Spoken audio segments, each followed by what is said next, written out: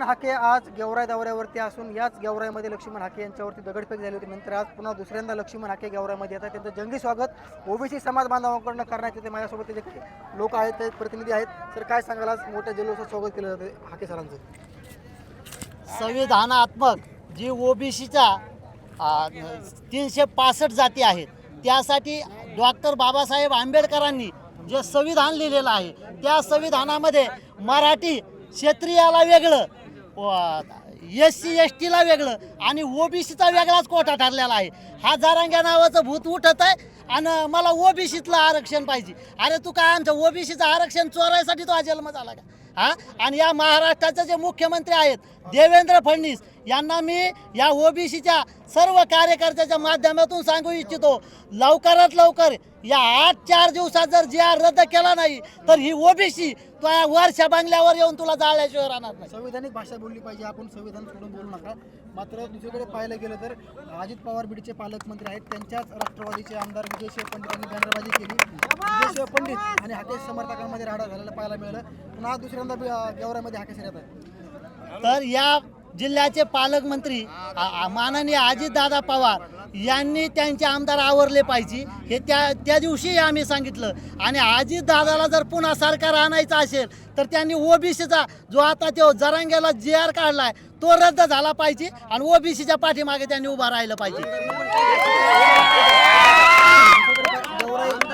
गेवराई विधानसभा मतदारसंघाचे आमदार विजयशिव पंडित आहेत.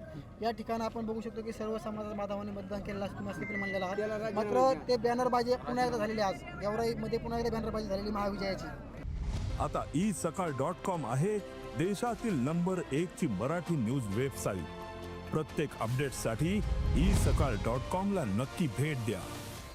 त्यांच्याकडून विजयशिव पंडितांकडून तर त्यांनी जर त्या बॅनरबाजी केली असली, मी तर काय पाहिले मी आता तुम्ही म्हणता विजयाची जर केली असली तर आता येणाऱ्या जिल्हा परिषद पंचायत समितीला हा समाज त्यांना दाखवून देईल. तुम्ही त्या दिवशी होते गाडीवरती, आम्ही सगळं बघितलेलं आहे, सर्वांनी बघितलेलं आहे. मात्र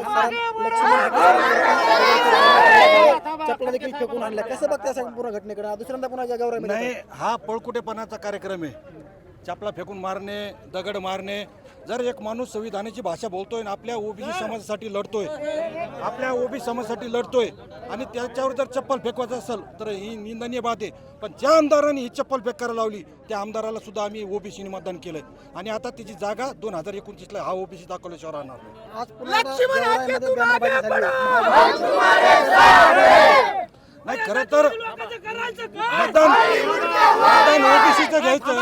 मतदान ओबीसीचं घ्यायचं आणि जरांगे पाटलाच्या समानार्थ बॅनर लावायचे, विजयचे बॅनर लावायचे, चलो मुंबईचे बॅनर लावायचे. हा सकाळ ओबीसी त्याचा निषेध करतोय आणि याची सजा या आमदाराला 2029ला भेटल्याशिवाय राहणार.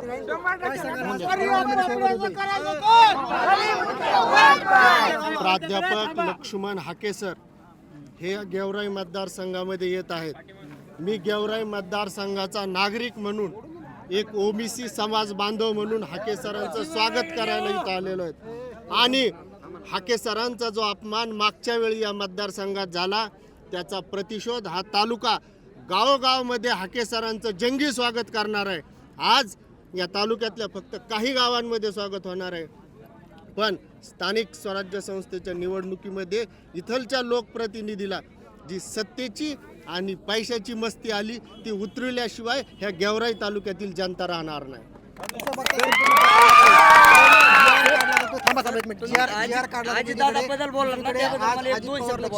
लक्ष्मण हाके या संदर्भात देखील बोललेले आहेत. लक्ष्मण हाके संपूर्ण घटनेकडे कसं बघता पुन्हा सोबत होते? लक्ष्मण हाके साहेबांनी जो ओबीसीचा लढा सुरू केलेला आहे, जो कुणी बोलत नव्हता, छगन भुजबळ साहेब, त्यानंतर हाके साहेबांनी हा लढा 2-3 वेळा त्यांच्यावर हल्ले झाले तरी ते मागे हटले नाही. आणि अजितदादा काय बोलतात, अजितदादांनी जे आमच्या शिष्यवृत्ती ओबीसीच्या जे महामंडळ आहे त्याला शिष्यवृत्ती दिल्या नाही, त्याच संदर्भात हाके सरनी बोललं पाहिजे. आणि कारण ओबीसीचा हक्काचा लढाच लढणारे आमचे हाके सर आहेत. म्हणून अजित दादा असू किंवा शिंदे साहेब असू किंवा मुख्यमंत्री साहेब असू यांना मी इशारा देऊ इच्छितो की ही तर एक झाकी आहे आज गेवराईमध्ये, असा महाराष्ट्र अजून बाकी आहे. जर त्यांनी 2-3 दिवसात GR रद्द नाही केला तर मग मात्र त्यांच्या बंगल्यावर येऊन ते कसे म्हणले गाड्या फिरून देणार नाही, आमच्या ती ओबीसी धमक आहे की यांच्या गाड्या सुद्धा आम्ही रस्त्याने फिरू देणार नाही. मराठा नेत्यांनी मागणी केलेली आहे की लक्ष्मण हाकेंना अटक करावी. काय करावी? काय चुकलंय लक्ष्मण हाकेचं? तुमचा जरांगे कुठेही बोलतोय, किती काही गुन्हे आहे, त्याला अटक व्हायना.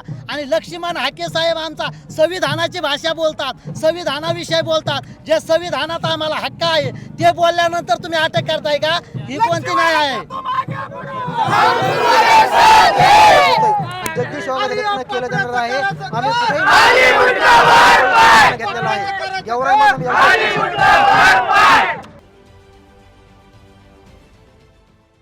देश विदेशातील प्रत्येक घडामोडींचे लाईव्ह अपडेट मिळवण्यासाठी आता साम टीव्हीच्या सर्व सोशल मीडिया प्लॅटफॉर्मला लाईक, फॉलो आणि सबस्क्राईब करा.